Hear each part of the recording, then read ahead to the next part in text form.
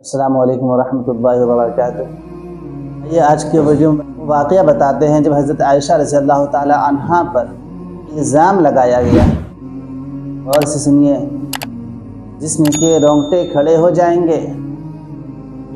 سیدہ عائشہ فرماتی ہیں کہ جب ہم لوگ سفر میں تھے اور مجھے قضاء حاجت کے لیے جانا تھا، میں قضاء حاجت کے لیے اٹھ کھڑی ہوئی اور لشکر سے دور جنگل کی طرف نکل گئی۔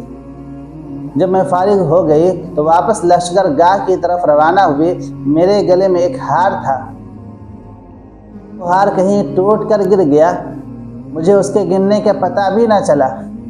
جب اس کا خیال آیا تو ہار کی تلاش میں واپس جنگل کی طرف گئی، اس طرح ہار کو تلاش کرنے لگی، لیکن ہار تلاش کرتے کرتے مجھے دیر ہو گئی۔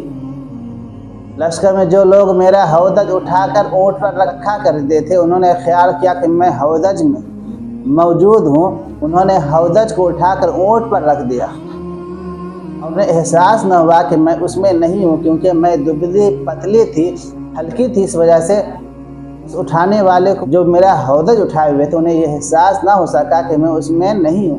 انہوں نے سمجھا کہ میں اسی ہودج میں موجود ہوں۔ اور یہ ہودج ڈولی کی شکل کی چیز ہوتی ہے جسے اونٹ پر رکھ کر دلہنوں کو لے جایا جاتا ہے، تاکہ ہودج میں رہ کر عورت پردے میں رہے۔ اگر کافی تلاش کے بعد میرا ہار مل گیا اور میں لشکر کی طرف روانہ ہوئی۔ وہاں پہنچی تو لشکر جا چکا تھا، دور دور تک سناٹا تھا۔ میں جس جگہ ٹھہری ہوئی تھی وہیں بیٹھ گئی۔ میں نے سوچا انہیں میری گمشدگی کا پتہ چلے گا تو سیدھے یہیں آئیں گے۔ بیٹھے بیٹھے مجھے نیند آ گئی۔ صفوان سلمی کی ذمہ داری یہ تھی کہ وہ لشکر کے پیچھے رہا کرتے تھے تاکہ کسی کا کوئی سامان نہ رہ جائے۔ وہ جب لشکر کے پیچھے آ رہے تھے، جب انہوں نے مجھے دیکھا، انہوں نے اپنی سواری کو روک لیا اور کہا اماں آپ اس پر سوار ہو جائیے۔ حضرت عائشہ کہتی ہیں کہ میں اس اونٹ پر سوار ہو گئی۔ میرے سوار ہونے کے بعد انہوں نے اونٹ کی رسی پکڑ لی۔ نہ میں نے ان سے کوئی بات کی اور نہ انہوں نے مجھ سے کوئی بات کی، اور ہم چلنے لگے۔ لشکر اس وقت نخل ظہیرہ کے مقام پر پڑاؤ ڈالے ہوئے تھا، اور وہ دوپہر کا وقت تھا۔ جب ہم لشکر میں پہنچے تو منافقوں کے سردار عبداللہ بن ابی کو بہتان لگانے کا موقع مل گیا۔ اس نے کہا یہ عورت کون ہے جو صفوان کے ساتھ ہے؟ اس کے منافق ساتھی نے کہا کہ یہ عائشہ ہیں جو صفوان کے ساتھ ہے۔ اب یہ لوگ باتیں کرنے لگے۔ پھر جب لشکر مدینہ منورہ پہنچ گیا تو منافق عبداللہ بن ابی دشمنی کی بنا پر اور اسلام سے اپنی نفرت کی بنیاد پر اس بات کو شہرت دینے لگا، اور اس طریقے سے حضرت عائشہ پر الزام اور تہمت لگانے لگا۔ امام بخاری کہتے ہیں جب منافق اس واقعہ کا ذکر کرتے تو عبداللہ بن ابی بڑھ چڑھ کر ان کی تائید کرتا تاکہ اس واقعے کو زیادہ سے زیادہ شہرت ملے۔ سیدہ عائشہ فرماتے کہ مدینہ منورہ آ کر میں بیمار ہو گئی، میں 1 ماہ تک بیمار رہی۔ دوسری طرف منافق اس بات کو پھیلاتے رہے، بڑھا چڑھا کر بیان کرتے رہے۔ اس طرح یہ باتیں نبی کریم صلی اللہ علیہ وسلم تک اور میرے ماں باپ تک پہنچ گئیں، جبکہ مجھے کچھ بھی علم نہیں تھا۔ البتہ میں محسوس کرتی تھی کہ نبی کریم صلی اللہ علیہ وسلم جس طرح سے مجھ سے محبت فرماتے تھے اس طرح سے اب مجھ سے محبت نہیں کرتے۔ دراصل حضور نبی کریم صلی اللہ علیہ وسلم اپنے گھرانے پر منافقین کے الزام تراشی سے سخت غم زدہ تھے۔ آپ کو بہت زیادہ تکلیف ہوئی تھی۔ میری بیماری کم ہوئی تو ام مستہ رضی اللہ عنہ نے مجھے وہ باتیں بتائی جو لوگوں کے درمیان مشہور ہو گئی تھی، جو منافقوں نے مجھ پر الزام لگایا تھا۔ حضرت عائشہ کہتی ہیں یہ سنتے ہی میرا مرض لوٹ آیا، مجھ پر غشی طاری ہونے لگا، پھر بخار آ گیا۔ تمام رات روتی رہی، آنسو رکتے نہیں تھے، نیند آنکھوں سے دور تھی۔ صبح سویرے نبی کریم صلی اللہ علیہ وسلم میرے پاس تشریف لائے۔ آپ نے پوچھا کیا حال ہے؟ تب میں نے عرض کیا اے اللہ کے رسول میں اپنے ماں باپ کے گھر جانا چاہتی ہوں، آپ مجھے اجازت دے دیں۔ چنانچہ حضرت عائشہ رضی اللہ تعالیٰ عنہ اپنے ماں باپ کے گھر پہنچی۔ حضرت عائشہ کی ماں نچلے حصے میں تھی، جبکہ والد اوپر والے حصے میں قرآن پڑھ رہے تھے۔ والدہ نے مجھے دیکھا تو پوچھا تم کیسے آئی؟ میں نے ان سے پورا قصہ بیان کر دیا اور اپنی والدہ سے کہا کہ اللہ آپ کو معاف فرمائے، لوگ میرے بارے میں کیا کیا کہہ رہے ہیں کہ مجھے تو کچھ پتہ ہی نہیں۔ اس پر والدہ نے کہا بیٹی تم فکر نہ کرو، تم صبر کرو، اللہ تمہارا ساتھ دے گا۔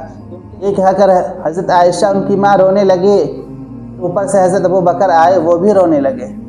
حضرت عائشہ کہتی ہیں کہ ان کی ماں بھی رونے لگی، حضرت ابوبکر ان کے والد بھی رونے لگے، اور ان کے گھر کی ایک بلی تھی وہ بھی رونے لگی۔ اسی میں رسول اللہ صلی اللہ علیہ وسلم تشریف لائے، آپ نے سلام کیا اور بیٹھ گئے۔ جب سے یہ باتیں شروع ہوئی تھی تو آپ نے میرے پاس بیٹھنا چھوڑ دیا تھا، لیکن اس وقت آپ صلی اللہ علیہ وسلم میرے پاس بیٹھ گئے۔ ان باتوں کو ایک ماہ ہو چکا تھا، اس دوران آپ پر کوئی وحی بھی نازل نہ ہوئی تھی۔ آپ صلی اللہ علیہ وسلم بیٹھنے کے بعد کلمہ شہادت پڑھا اور فرمایا عائشہ مجھ تک تمہارے بارے میں ایسی ایسی باتیں پہنچی ہیں، اگر تم ان تہمتوں سے بری ہو تو اللہ تعالیٰ تمہیں خود بری فرمائے گا، تمہاری حفاظت فرمائے گا، تمہارے لیے نجات کا ذریعہ عطا فرمائے گا۔ اگر تم اس گناہ میں مبتلا ہو تو تم اللہ سے توبہ کرو، یقینا اللہ تبارک و تعالی توبہ کرنے والے کے گناہوں کو معاف فرماتا ہے۔ اس پر میں نے اپنی والدہ سے عرض کیا جو کچھ اللہ کے رسول نے فرمایا اس کا جواب دیجیے۔ جواب میں حضرت ابوبکر نے فرمایا میں نہیں جانتا کہ اللہ کے رسول سے کیا کہوں۔ میں نے عرض کیا کہ آپ سب نے یہ باتیں سنی ہیں، اب اگر میں یہ کہتی ہوں کہ میں ان الزامات سے بری ہوں اور میرا اللہ جانتا ہے کہ میں بری ہوں تو کیا اس پر یقین کر لیں گے؟ لہٰذا میں صبر کروں گی، میں اپنے رنج اور غم کی شکایت اپنے اللہ سے کرتی ہوں۔ اس کے بعد اٹھی اور بستر پر لیٹ گئی۔ اس وقت میں سوچ بھی نہیں سکتی تھی کہ اللہ تعالیٰ میرے معاملے میں آیت نازل فرمائے گا جس سے میری برات، میری پاک دامنی ثابت ہو جائے گی، اور یہی نہیں بلکہ اس آیت کو لوگ قیامت تک تلاوت کرتے رہیں گے، پڑھتے رہیں گے، اور اس بات کا ثبوت اللہ تعالیٰ نے دے دیا کہ عائشہ پاک دامن ہے۔ ان پر لگایا گیا الزام یہ سراسر غلط ہے۔